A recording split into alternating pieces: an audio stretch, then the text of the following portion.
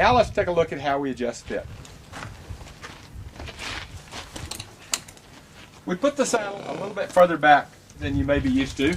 We want the front of the bar, which is about where this concho is, in a vertical line with the back of the point of the elbow here.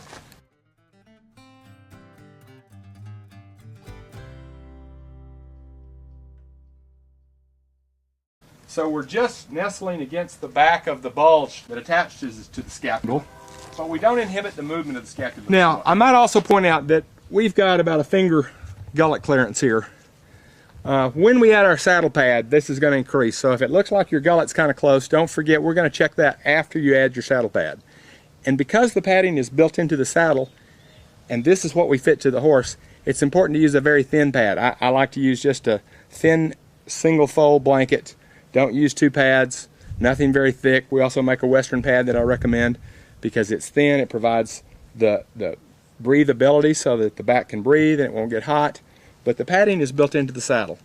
With a traditional saddle, if you fit a tree and then you add the fleece and two blankets, you've grossly distorted the shape and size and thickness of your horse, and it won't sit where it did with the bare tree. And that's an important component of saddle fit. And we have an article about that called The Pad Paradox on our website to learn more.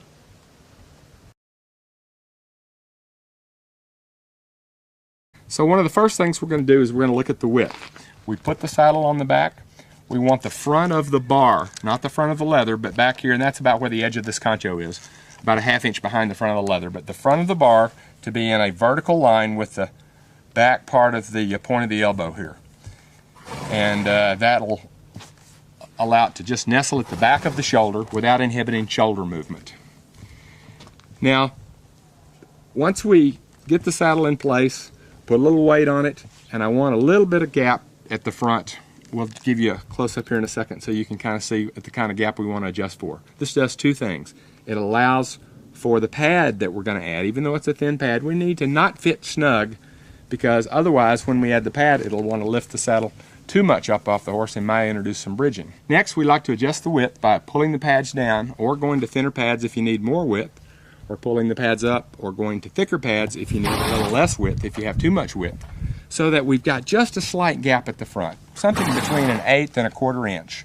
We'll zoom in and show you that desirable gap in a second.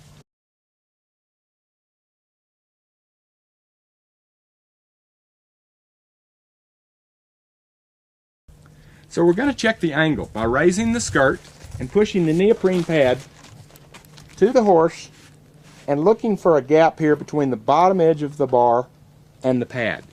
You know, these bars are made at an arbitrary angle of 22 degrees, and horses tend to not exactly match that. So it's important to determine what angle your horse is, and if you're only using the top half or 2/3 of that bar making contact, fill in that bottom gap with the wedge shim that's in your shim kit. We make them in a couple different thicknesses. He's going to use the thinnest one.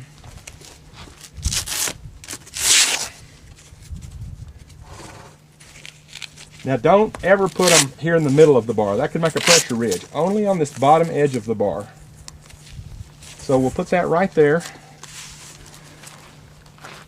And now we've got a perfect fit.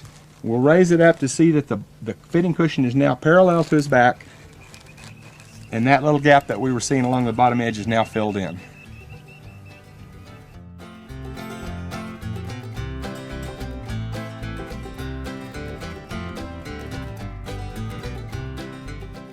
Too wide, but the angle isn't quite right. It's touching at the top, but we have a big gap at the bottom. So we're going to not only change the width by going to the next thicker pads, the 3/4, but we're going to put a wedge shim here at the bottom to change the angle. Let me show you how we're going to do that. So changing the fitting cushions is really just a snap, literally. Pop them off. Take the next thickest size, line up the front of the bar with the front of the fitting cushion, line up the top of the Velcro all the way through.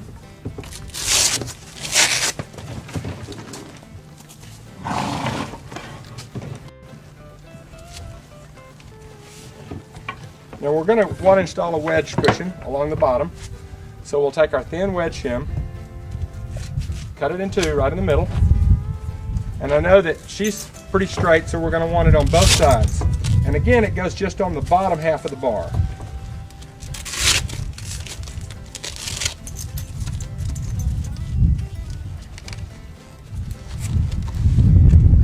Okay, let's take a look at that now. Now I can see we got a really good fit. We have the little crack at the front that we want. We can slip our fingers through easily, but the pad is now parallel to the horse, and we're getting good support all the way through the bar, top and bottom, and everything looks good.